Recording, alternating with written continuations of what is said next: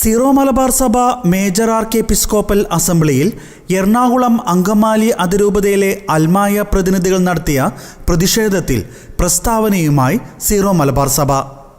പാലായിൽ വെച്ച് നടത്തപ്പെട്ട സീറോ മലബാർ സഭയുടെ 5ാമത് മേജർ ആർക്കി എപ്പിസ്കോപ്പൽ അസംബ്ലിയുടെ 2ാം ദിനമായ 2024 ഓഗസ്റ്റ് 23 ഉച്ചകഴിഞ്ഞ് 3:15 മുതലുള്ള സമയം കർദിനാൾമാർ ജോർജ് ആലഞ്ചേരി പിതാവിന് സഭയുടെ മുഴുവൻ ആദരവ് സമർപ്പിക്കുന്ന ഒരു ചടങ്ങ് സംഘടിപ്പിച്ചിരുന്നു.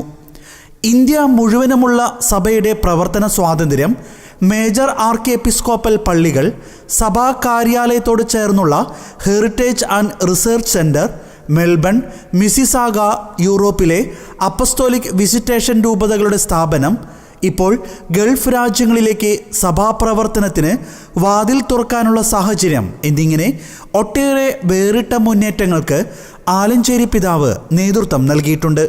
ഒരു വ്യാഴവട്ടക്കാലം മേജർ ആർച്ച് ബിഷപ്പ് എന്ന നിലയിൽ അദ്ദേഹം നൽകിയ നേതൃത്വ ശുശ്രൂഷകൾക്ക് അസംബ്ലിയിലെ പ്രതിനിധികൾ നൽകിയ ആദരവുമായി ബന്ധപ്പെട്ട് തെറ്റിദ്ധാരണജനകമായ വാർത്തകൾ പ്രചരിപ്പിക്കപ്പെട്ടതായി ശ്രദ്ധയിൽപ്പെട്ടു. പ്രസ്തുത ചടങ്ങിൽ നിന്ന് എറണാകുളം അങ്കമാലി അതിരൂപതയിലെ ഏതാനും ചില അൽമായ പ്രതിനിധികൾ ഇറങ്ങിപ്പോയത് ചടങ്ങിന് യാതൊരു തരത്തിലുള്ള തടസ്സവും ഉണ്ടാക്കിയില്ല.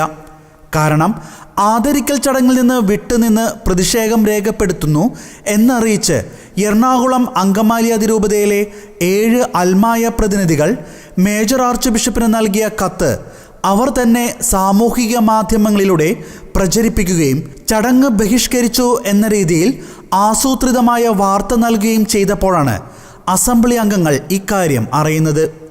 സഭയുടെ കൂട്ടായ്മയ്ക്കും അസംബ്ലിയുടെ സ്നേഹചൈതന്യത്തിനും യോജിക്കാത്ത ഈ പ്രവൃത്തിയെ അസംബ്ലി അപലപിക്കുകയും തിരുത്തുകയും ചെയ്തിരുന്നു. വളരെ ഹൃദ്യമായി നടന്ന ഈ ആഘോഷത്തെ മാധ്യമങ്ങളിലൂടെ ചിലരെങ്കിലും അപകീർത്തിപ്പെടുത്താൻ ശ്രമിച്ചത് ഏറെ ദുഃഖകരമാണെന്ന് സീറോ മലബാർ സഭ മീഡിയ കമ്മീഷൻ പുറത്തിറക്കിയ പ്രസ്താവനയിൽ പറയുന്നു.